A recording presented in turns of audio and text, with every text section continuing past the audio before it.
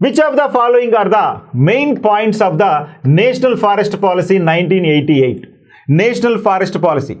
When was the first National Forest Policy took 1952. 1952లో మనం మొట్టమొదటి national forest policy అనుకున్నాం. కానీ ఇప్పుడు ఏమడుగుతున్నాడు, జాతీయ అటవీ విధానం 1988లోని ప్రధాన అంశాలు ఏంటి అని అడుగుతున్నాడు. 1988లోని అటవీ విధానం యొక్క ప్రధానమైనటువంటి అంశాలు ఏంటి అని అడుగుతున్నాడు. First one, forest conservation only, అడవులను సంరక్షించడం మాత్రమే. Second one, joint forest management only, ఉమ్మడి అటవీ నిర్వహణ. Third one, afforestation and social forestry, అడవులను పెంపకం మరియు సామాజిక అటవీ సంరక్షణ. ఇక fourth one, soil and water conservation, నేలలు మరియు నీటిని సంరక్షించడం.